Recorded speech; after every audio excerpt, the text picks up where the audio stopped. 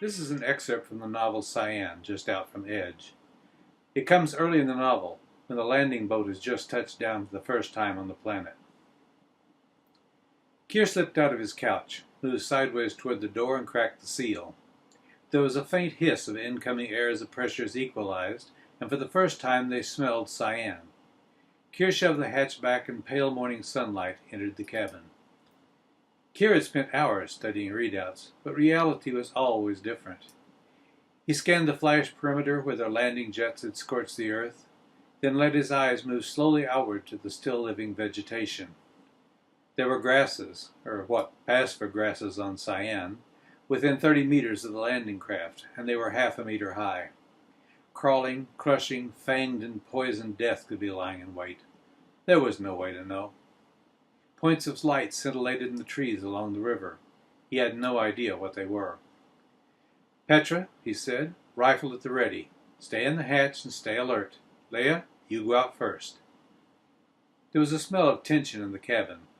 Leia was the smallest of them all, the fastest, the meekest, and the most likely to run rather than fight. Those were the reasons Kier had chosen her. She squeezed past him and started down the chain ladder. Kier went down on his belly with his pistol out while Petra stood over him with the rifle. Leia worked her way down and dropped to the ground. "Walk straight away from the craft 10 meters, Kier said. Leia complied. "Do you see anything?" Kier asked. "Nothing that looks dangerous. 10 more meters." "Okay. Petra, watch Leia, not me. Gus, take my place. You watch me." Kier swarmed down the ladder and dropped to the ground. Burned grasses crunched beneath his feet. He cradled his pistol at the ready and moved up beside Leia. Nothing moved in the grass but fleet and tiny insect-like creatures. She took a deep breath and said, "My God, it's beautiful." Kier nodded. He saw that her pistol was still in its holster. No matter. That's why he was here. "Be ready to run back to the ship," he said, "and if I give the word, don't look back. Don't wait for me." "Are you sure? If you hesitate, I'm going to make pleated tracks up your backside when I run over you." Leia chuckled and said, "Sure you would." Moved at the edge of the burned grass and stopped. "What am I, bait?"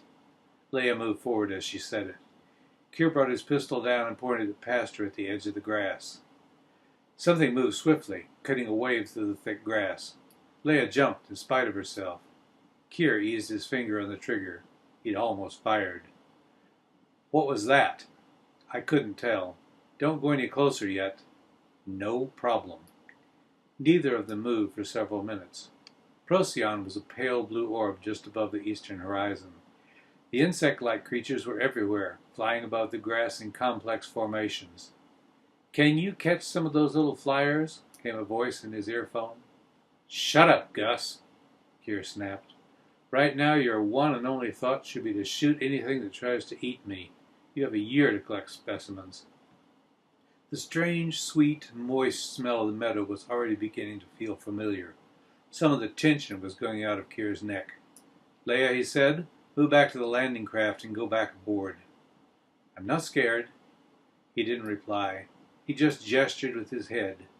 Leia moved out of his field of vision, and then he heard her climbing. From now on, they would be too far from the landing craft to run. There was no longer time to risk Leia.